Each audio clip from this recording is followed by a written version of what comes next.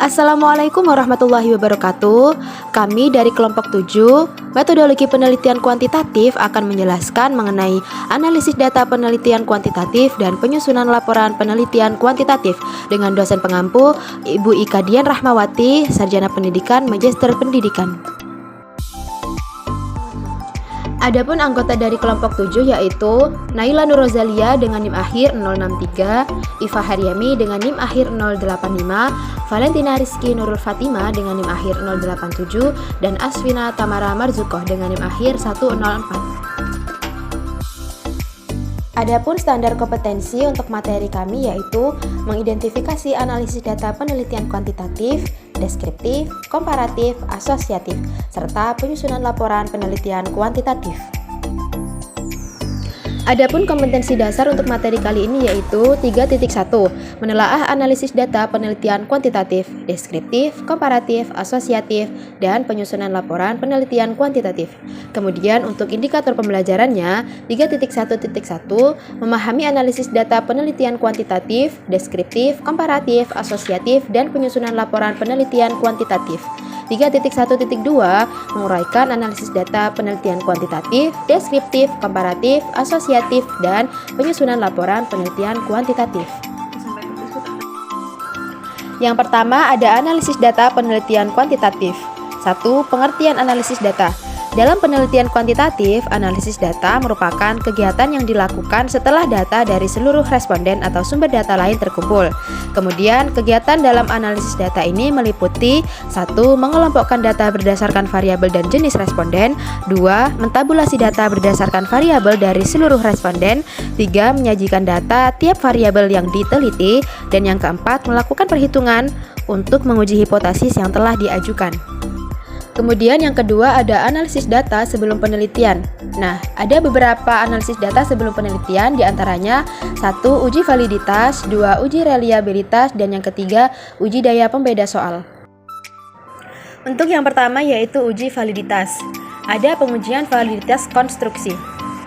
Untuk menguji validitas konstruksi dapat digunakan pendapat dari ahli atau judgment experts. Dalam hal ini, setelah instrumen dikonstruksi tentang aspek-aspek yang akan diukur, maka dengan berlandaskan teori tertentu, selanjutnya dikonsultasikan dengan para ahli. Para ahli diminta untuk mengemukakan pendapatnya tentang instrumen yang telah disusun itu. Jumlah tenaga ahli yang digunakan minimal 3 orang, dan umumnya mereka yang telah bergelar doktor sesuai dengan lingkup yang diteliti. Kemudian yang kedua, setelah pengujian konstruksi dari ahli berdasarkan pengalaman empiris di lapangan selesai, selanjutnya diteruskan dengan uji coba instrumen. Kemudian langkah yang ketiga, instrumen tersebut dicobakan pada sampel di mana populasi diambil atau pengujian pengalaman empiris ditujukan pada pengujian validitas eksternal, di mana jumlah anggota sampel yang digunakan ini sekitar 30 orang. Setelah data ditabulasikan, maka pengujian validitas konstruksi dilakukan dengan analisis faktor, yaitu dengan mengkorelasikan antar skor item instrumen dalam suatu faktor dan mengkorelasikan skor faktor dengan skor total. Berikut contoh analisis faktor untuk menguji konstruk validity atau validitas konstruksi. Contohnya, analisis faktor terhadap instrumen untuk mengukur prestasi belajar siswa. Variabel penelitiannya, prestasi belajar. Indikator prestasi belajar siswa, yaitu kualitas belajar siswa dan kecepatan belajar siswa. Indikator kecepatan belajar dikembangkan menjadi 3 pertanyaan, dan kualitas hasil belajar dikembangkan menjadi 4 butir pertanyaan. Instrumen yang terdiri dari 7 butir pertanyaan tersebut selanjutnya diberikan kepada 5 siswa sebagai responden untuk menjawabnya. Dalam prakteknya, menggunakan sekitar 30 responden. Jawaban 7 responden ditujukan pada tabel 1.1. Korelasi antara jumlah faktor 1 atau X1 dengan stor total Y sama dengan 0,85 dan korelasi antara jumlah faktor 2 atau X2 dengan stor total Y sama dengan 0,94. Karena koefisien korelasi kedua faktor tersebut di atas 0,30, maka dapat disimpulkan bahwa kualitas hasil belajar merupakan konstruksi atau konstruk yang valid untuk variabel prestasi belajar siswa. mengkorelasikan antara skor butir dengan skor total atau Y. Jadi, untuk keperluan ini ada 7 koefisien korelasi yang perlu dihitung. Bila harga korelasi di bawah 0,30, maka dapat disimpulkan bahwa butir instrumen tersebut tidak valid, sehingga harus diperbaiki atau dibuang. Dari hasil perhitungan diketahui bahwa korelasi ketujuh butir instrumen dengan skor total ditunjukkan pada tabel 1.2 sebagai berikut.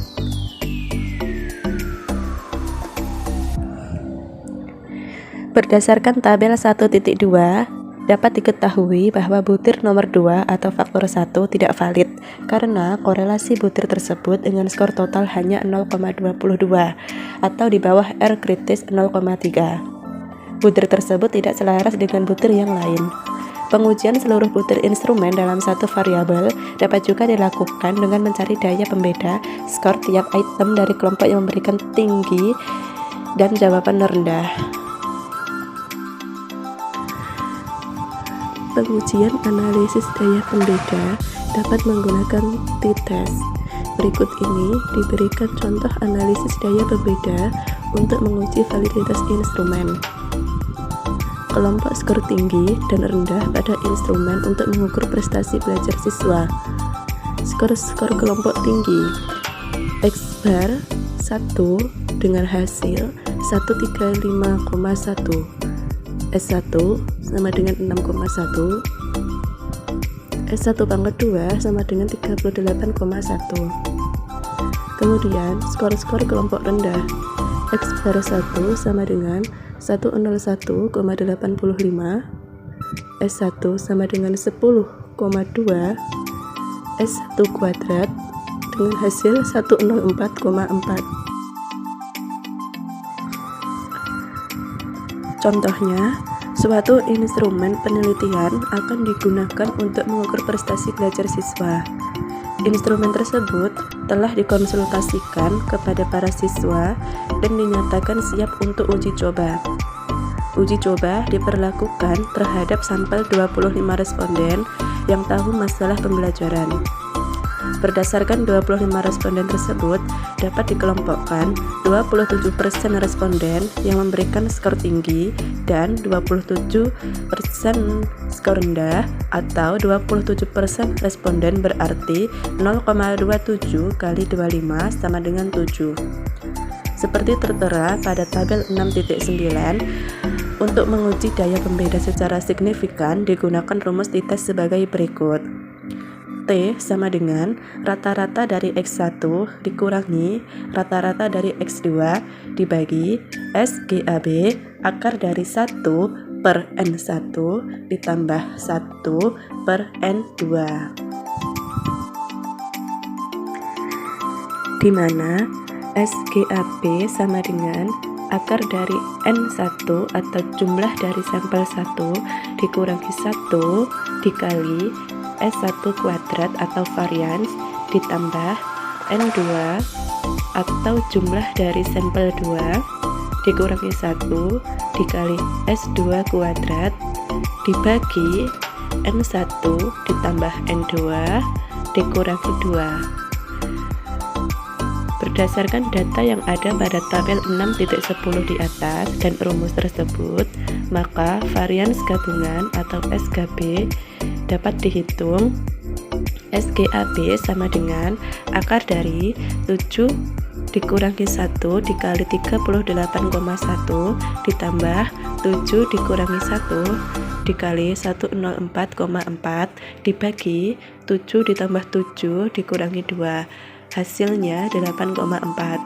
Selanjutnya dimasukkan dalam rumus T. T sama dengan 135,1 dikurangi 101,85 dibagi 8,84 dikali akar dari 1 per 7 ditambah 1 per 7. Hasilnya sama dengan 7,37. Jadi T hitung sama dengan 7,37. Berdasarkan tabel T atau tabel 2 dalam lampiran, dapat diketahui bahwa bila tingkat kesalahan 5% dengan derajat kebebasan 12, maka harga T tabel sama dengan 1,78.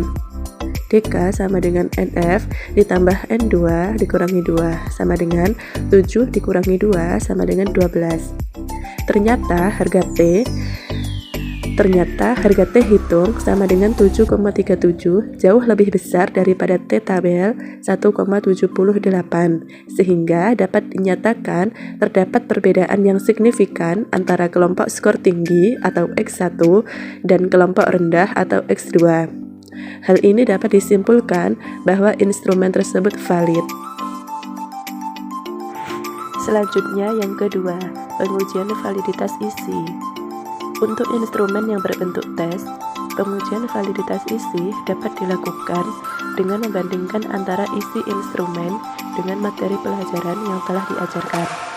Sebagai contoh, seorang dosen yang memberi ujian di luar pelajaran yang telah diajarkan, berarti instrumen ujian tersebut tidak mempunyai validitas isi.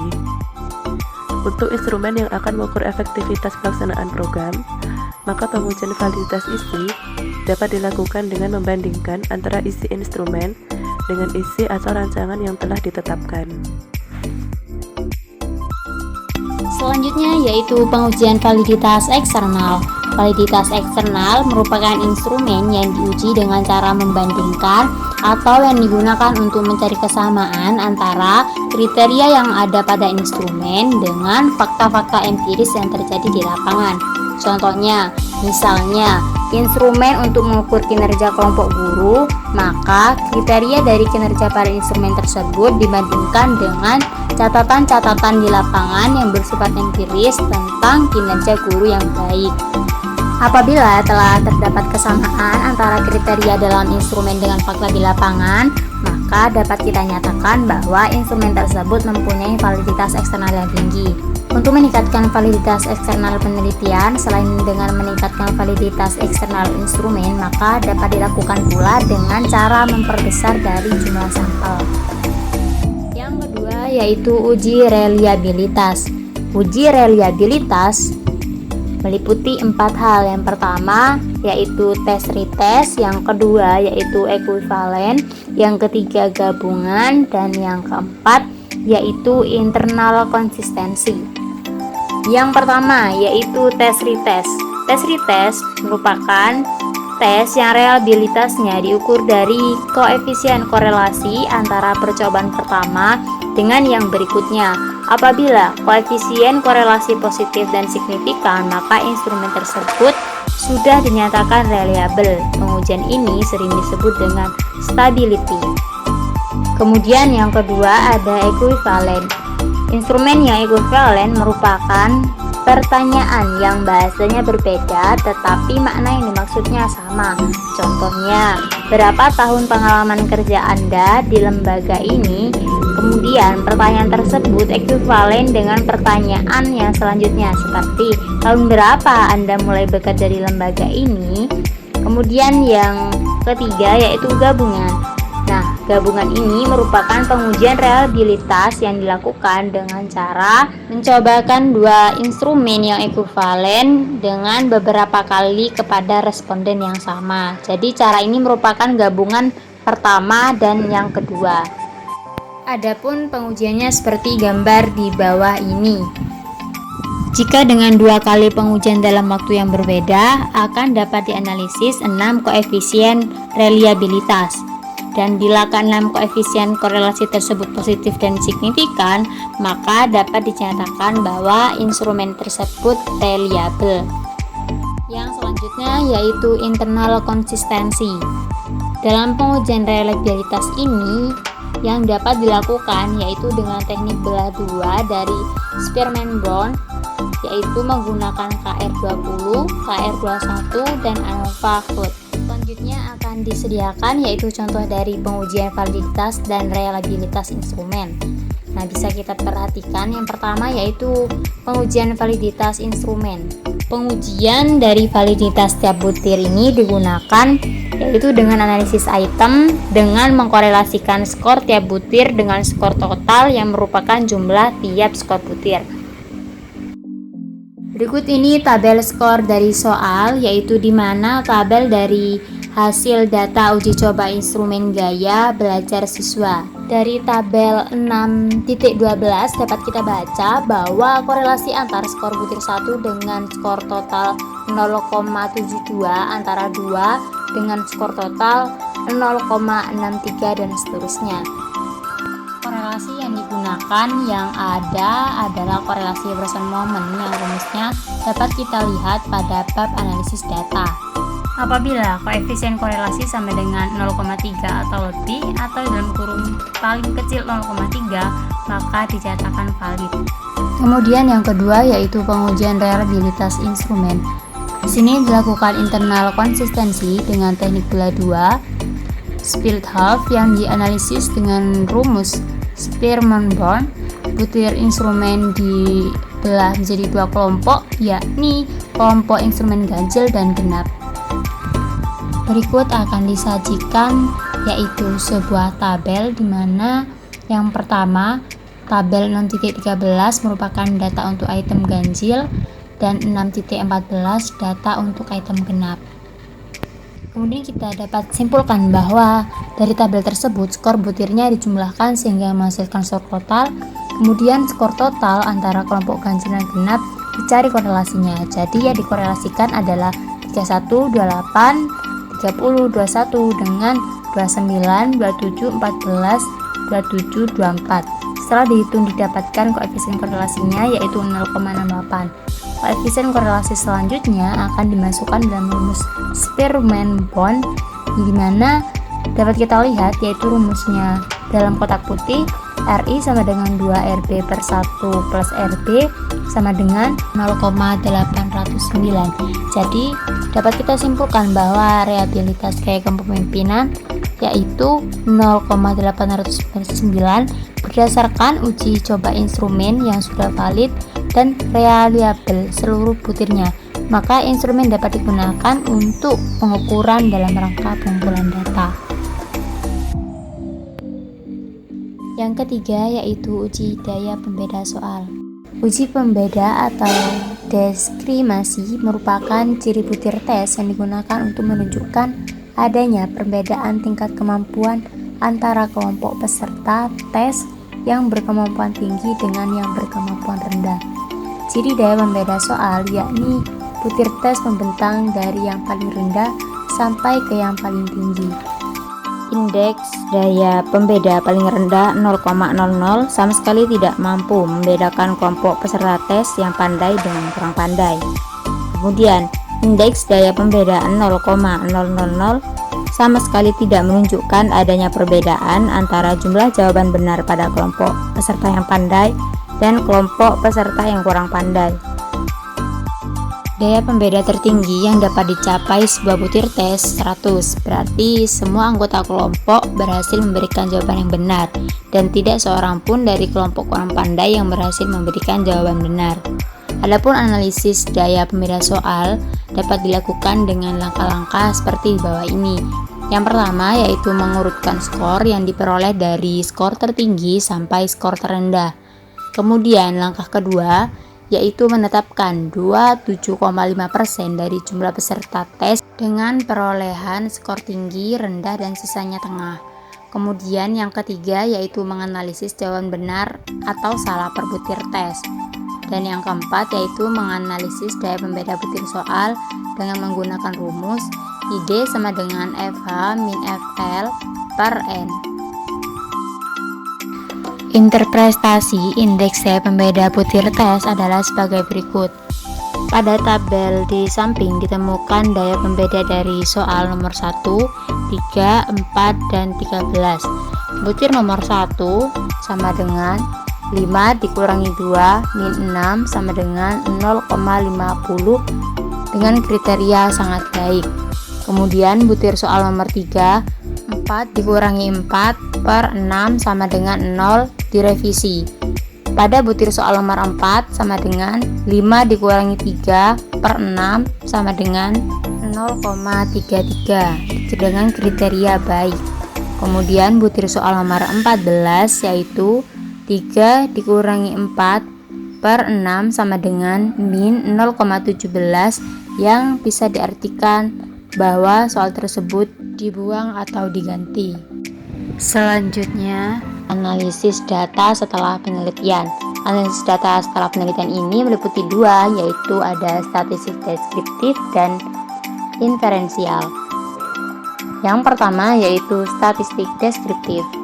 Statistik deskriptif adalah statistik yang digunakan untuk menganalisis data dengan cara mendeskripsikan atau menggambarkan data yang telah terkumpul tanpa bermaksud membuat kesimpulan yang berlaku untuk umum atau generalisasi. Data statistik deskriptif juga dapat dilakukan untuk yang pertama, mencari kuatnya hubungan antara variabel melalui analisis korelasi, kemudian melakukan prediksi dengan analisis regresi, kemudian membuat perbandingan dengan membandingkan rata-rata data sampel atau populasi, analisis korelasi, regresi, atau membandingkan dua rata-rata atau lebih, sehingga tidak perlu diuji signifikansinya. Yang selanjutnya yaitu statistik inferensial. Statistik inferensial adalah teknik statistik yang digunakan untuk menganalisis data sampel dan hasilnya diberlakukan untuk populasi. Bila peluang kesalahan 5%, maka taraf kepercayaan 95%. Bila kesalahan 1%, maka taraf kepercayaan 99%. Peluang kesalahan dan kepercayaan ini disebut dengan taraf signifikasi. Berikut disajikan contoh, misalnya dari hasil analisis korelasi ditemukan koefisien korelasi 0,54 dan untuk signifikansi 5%. Hal itu berarti hubungan variabel sebesar 0,54 itu dapat berlaku pada 95 dari 100 sampel yang diambil dari suatu populasi. Contoh lain misalnya, dalam analisis uji beda ditemukan signifikansi untuk 1%. Hal itu berarti perbedaan berlaku pada 99 dari 100 sampel yang diambil dari suatu populasi. Statistik inferensial meliputi dua, yaitu statistik parametris dan statistik non-parametris. Yang pertama yaitu statistik parametris. Nah, statistik parametris ini digunakan untuk menguji parameter populasi melalui statistik atau menguji ukuran populasi melalui data sampel. Parameter populasi itu meliputi rata-rata dengan notasi atau MU, simpangan baku atau sigma, dan varian 2. Sedangkan statistiknya adalah meliputi rata-rata atau X-bar dan simpangan baku serta varian S2. Jadi parameter populasi yang berupa diuji melalui X garis, selanjutnya diuji melalui S, dan 2 diuji melalui S2. Contohnya, nilai suatu pelajaran 1000 mahasiswa rata-rata 7,5. Selanjutnya, misal dari 1000 orang itu diambil sampel 50 orang dan nilai rata-rata dari sampel 50 mahasiswa itu 7,5. Hal ini berarti tidak ada perbedaan antara parameter atau data populasi dan statistik atau data sampel. Hal yang perlu kita tahu bahwa statistika parametris kebanyakan digunakan untuk menganalisis data interval dan rasio, sedangkan statistik non-parametris kebanyakan sering digunakan untuk menganalisis sebuah data nominal dan data ordinal. Adapun macam data dan bentuk hipotesis yang diajukan. Yang pertama yaitu macam data. Macam data ini meliputi nominal, ordinal, interval, atau rasio. Kemudian yaitu bentuk hipotesis. Bentuk hipotesis ini dibagi menjadi 3, ada deskriptif, komparatif, dan asosiatif. Baiklah, kita selanjutnya akan membahas tentang bentuk hipotesis. Yang pertama yaitu bentuk hipotesis deskriptif. Bentuk hipotesis deskriptif yang akan diuji dengan statistik parametris merupakan dugaan terhadap nilai dalam satu sampel dibandingkan dengan standar. Sedangkan pada hipotesis deskriptif yang akan diuji dengan statistik non-parametris merupakan dugaan ada tidaknya perbedaan secara signifikan nilai antar kelompok dalam satu sampel. Kemudian yang kedua yaitu hipotesis komparatif. yang merupakan dugaan ada tidaknya perbedaan antara secara signifikan nilai-nilai dua kelompok atau lebih. Dan yang terakhir yaitu hipotesis asosiatif, yang merupakan dugaan terhadap ada tidaknya hubungan secara signifikan antara dua variabel atau lebih. Selanjutnya akan disajikan tabel untuk penggunaan statistik parametris dan non-parametris dalam menguji hipotesis. Berdasarkan data yang terkumpul dari 30 responden yang ditunjukkan dalam tabel 6.12, maka terdapat 8 koefisien korelasi, di mana untuk menguji hipotesis deskriptif satu sampel, bila datanya berbentuk nominal, maka teknik statistik yang digunakan yaitu menggunakan binomial dengan C kuadrat satu sampel. Kemudian untuk menguji hipotesis deskriptif satu sampel dan datanya apabila berbentuk ordinal, maka digunakan teknik statistik run test. Dan untuk menguji hipotesis deskriptif satu variabel bila datanya berbentuk interval atau rasio, maka digunakan t-test satu sampel. Selanjutnya untuk menguji hipotesis komparatif dua sampel yang berpasangan, bila datanya berbentuk nominal, maka digunakan teknik statistik M-Sinimar. Dan untuk menguji hipotesis komparatif dua sampel berpasangan, bila datanya berbentuk ordinal, digunakan teknik statistik yang pertama yaitu Singh-Test dan Wilcoxon-Nexperis. Kemudian untuk menguji hipotesis komparatif K sampel berpasangan, bila datanya berbentuk nominal, maka digunakan teknik statistik Corcoran-Key. Dan untuk menguji hipotesis komparatif K sampel berpasangan, bila datanya berbentuk ordinal, yang digunakan yaitu menggunakan teknik statistik Friedman-Douay ANOVA. Selanjutnya untuk menguji hipotesis komparatif sampel berpasangan, bila datanya berbentuk interval atau rasio, digunakan analisis varian satu jalan maupun dua jalan, one way dan two way ANOVA. Kemudian untuk menguji hipotesis komparatif K sampel independen, bila datanya berbentuk nominal, maka digunakan teknik statistik Gill kuadrat K sampel. Selanjutnya untuk menguji hipotesis komparatif K sampel independen, maka datanya berbentuk ordinal, digunakan dengan teknik statistik median extension dan Kruskal Wallis one way ANOVA. Dan untuk menguji hipotesis asosiatif atau hubungan korelasi, bila datanya berbentuk nominal, maka digunakan teknik statistik koefisien kontingensi. Kemudian yang selanjutnya yaitu untuk menguji hipotesis asosiatif atau hubungan korelasi, bila datanya berbentuk ordinal, maka teknik statistik yang digunakan yaitu korelasi Superman rank dan korelasi Kendall-Tau. Untuk menguji hipotesis asosiatif atau hubungan, bila datanya berbentuk interval atau rasio, maka digunakan korelasi produk momen, yaitu digunakan untuk menguji hipotesis hubungan antara satu variabel independen dengan satu dependen. Kemudian yang langkah kedua yaitu korelasi ganda, bila untuk menguji hipotesis tentang hubungan dua variabel independen atau lebih secara bersamaan dengan variabel dependen. Kemudian yang ketiga yaitu korelasi parsial, digunakan untuk menguji hipotesis dua variabel atau lebih bila terdapat variabel yang dikendalikan. Dan yang terakhir yaitu analisis regresi, digunakan untuk melakukan prediksi, yakni bagaimana perubahan nilai variabel independen bila nilai variabel independen dinaikkan atau diturunkan nilainya, dalam artian dimanipulasi. Hasil belajar merupakan salah satu proses pembelajaran di sekolah. Untuk itu, seorang guru perlu mengetahui, mempelajari beberapa metode mengajar serta dipraktekkan pada saat mengajar.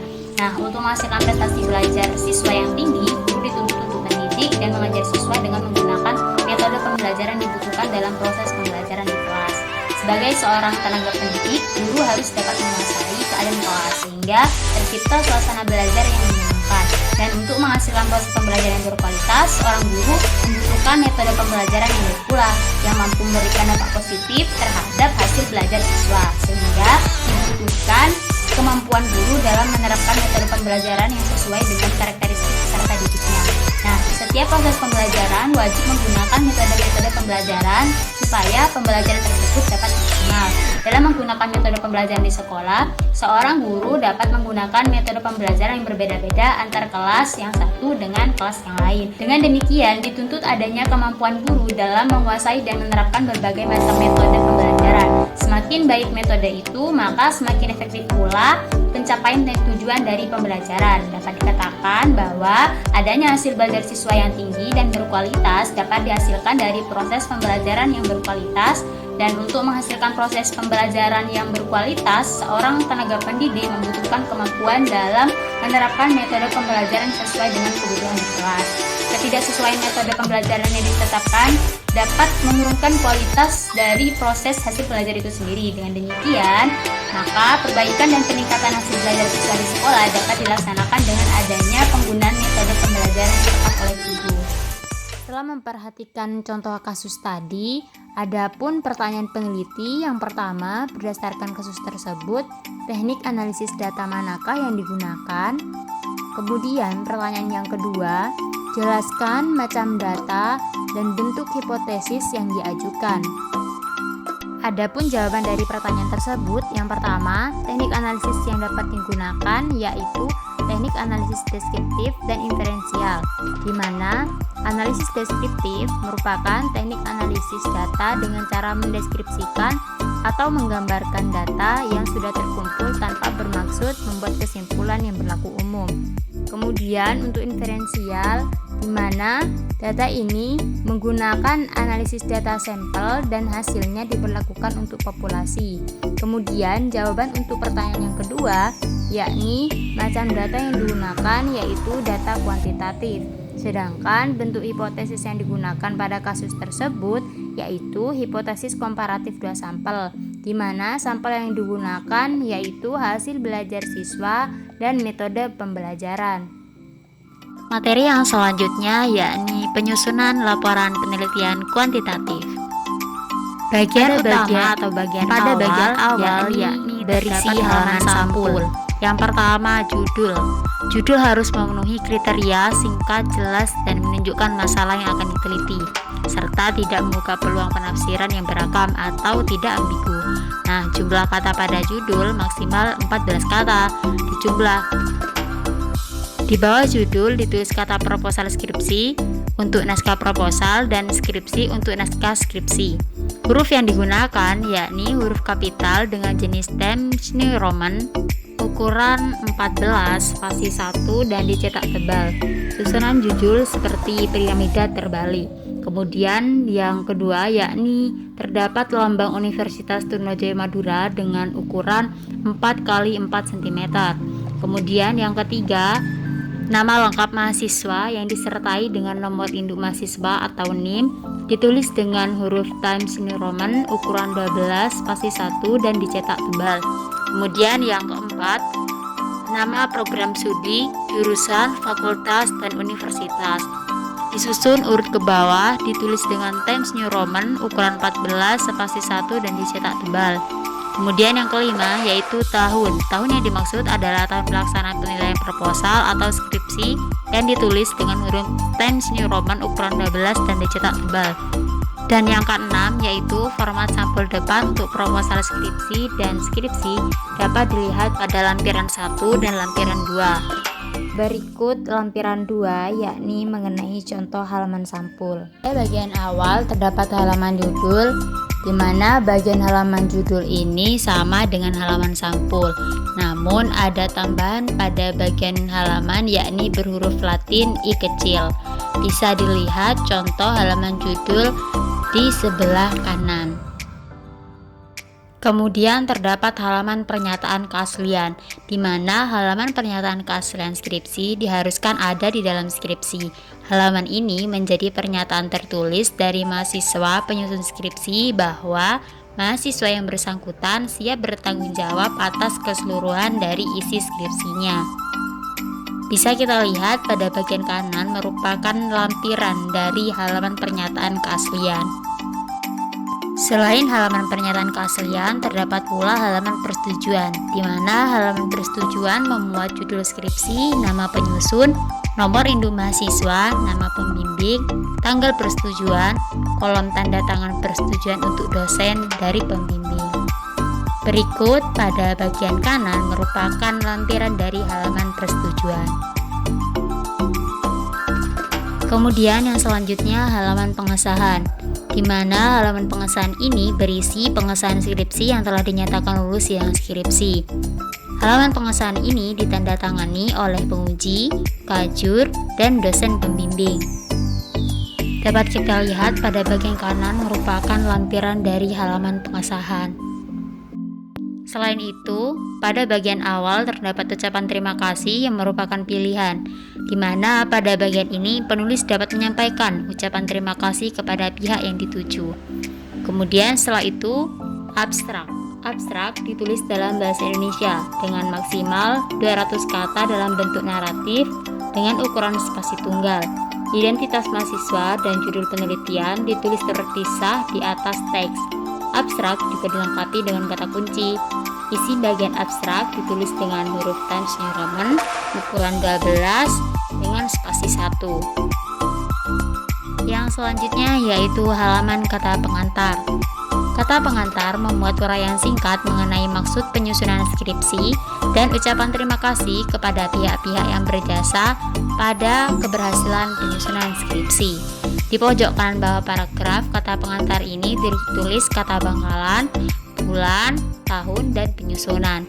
Kata pengantar paling banyak 2 halaman. Selanjutnya yakni halaman daftar isi. Pada bagian halaman daftar isi ini berisikan gambaran dari keseluruhan skripsi dan petunjuk pembaca yang ingin melihat langsung bagian bab atau subbab. Daftar isi ini harus ditulis secara urut mulai dari halaman judul sampai daftar pustaka disertai nomor halamannya. Bisa kita lihat pada bagian kanan merupakan format atau lampiran dari daftar isi. Yang selanjutnya yakni halaman daftar tabel. Halaman daftar tabel memuat judul tabel beserta nomor halaman yang ditulis secara berurutan. Nomor urutan halaman ini ditulis menggunakan Arab, yakni angka 1, 2, 3, dan seterusnya. Dapat kita lihat contohnya seperti gambar di kanan ini. Untuk yang selanjutnya yaitu halaman daftar gambar. Daftar gambar di sini memuat judul gambar beserta nomor halaman yang dapat ditulis secara berurutan. Nah, nomor urut gambar dan juga nomor halaman dapat ditulis menggunakan angka Arab seperti 1, 2, 3. Untuk contohnya, teman-teman bisa lihat pada gambar di sebelah kanan ini ya. Untuk bagian awal yang terakhir ada halaman daftar lampiran. Untuk daftar lampiran sendiri memuat judul lampiran yang disertai juga dengan nomor halaman dan ditulis secara berurutan. Untuk penomoran pada halaman lampiran ini juga dapat dituliskan dengan menggunakan angka Arab seperti pada gambar di bawah ini.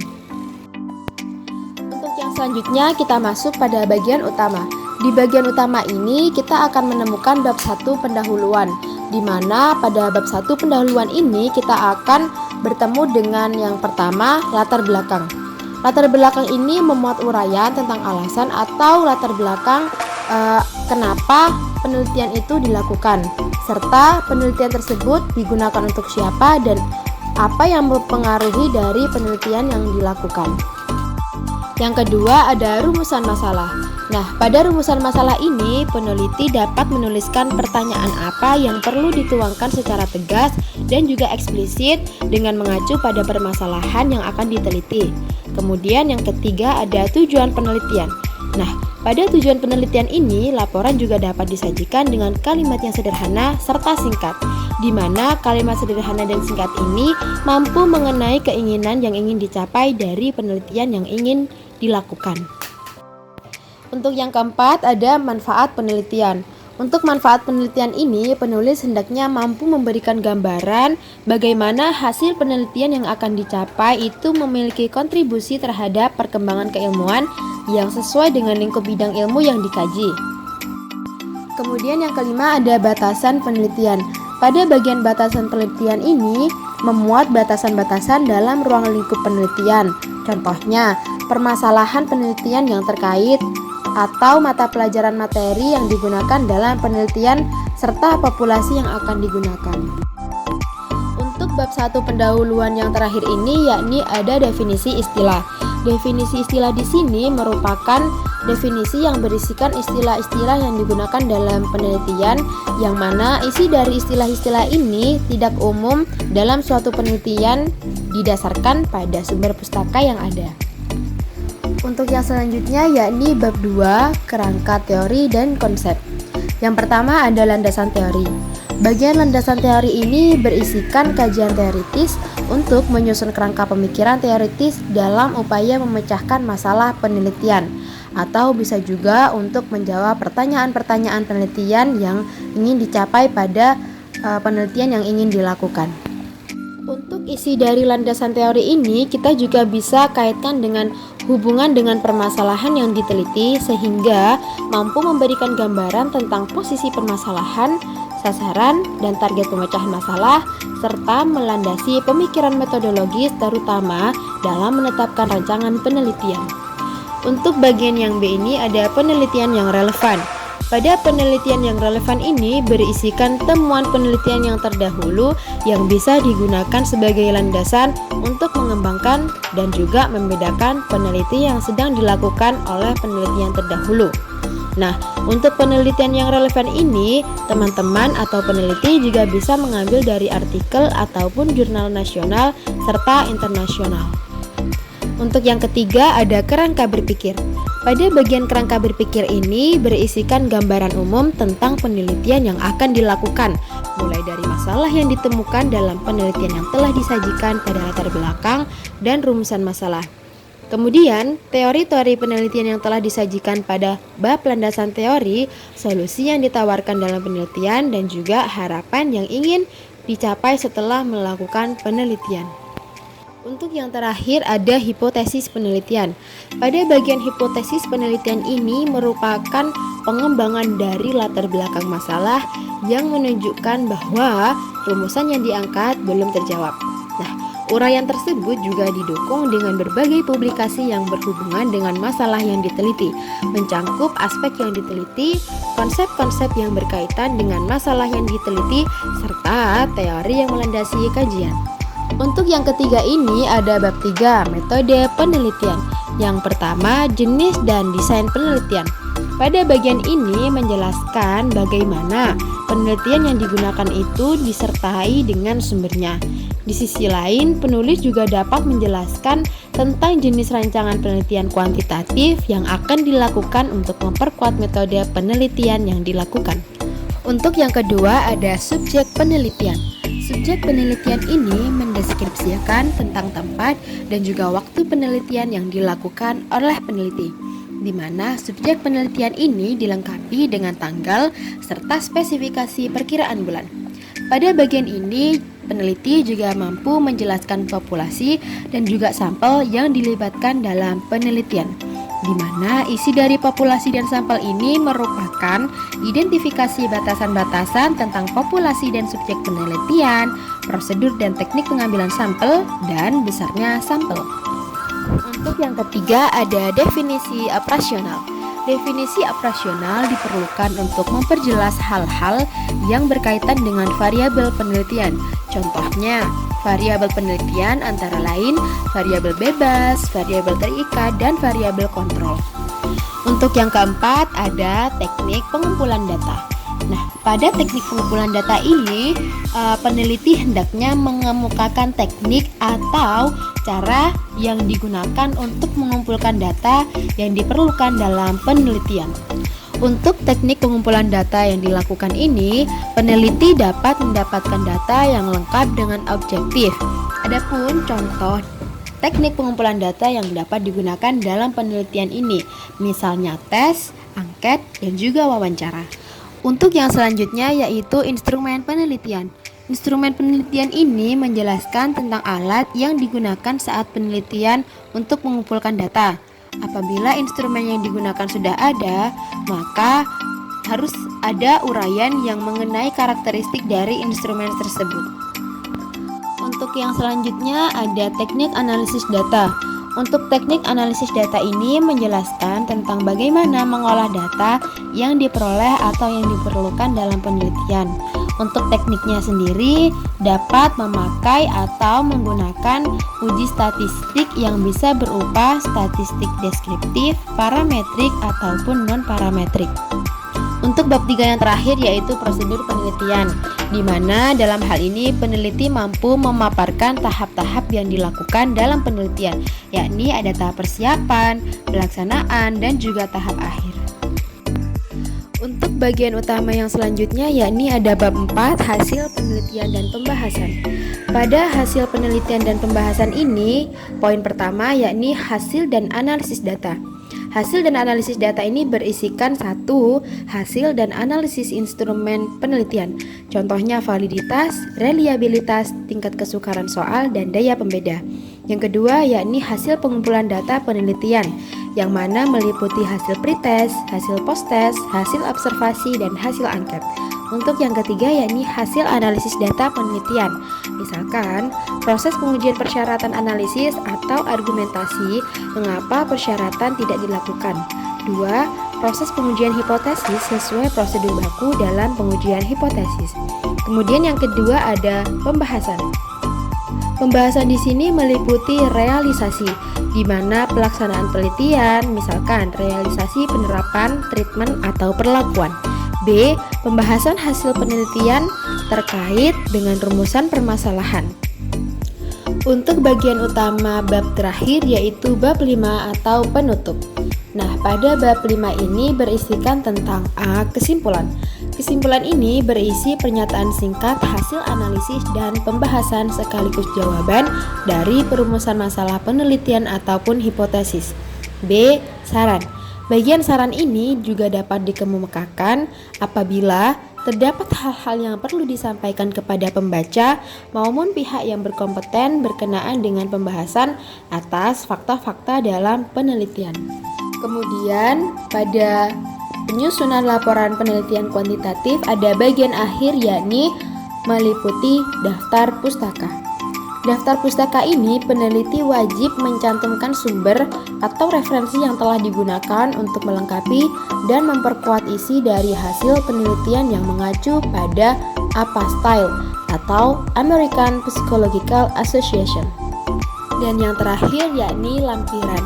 Pada bagian lampiran ini, peneliti juga melampirkan data-data yang digunakan saat melakukan penelitian seperti kuesioner, panduan wawancara, gambar, tabel, atau bahkan bagan yang mendukung bagian penyajian lain-lain.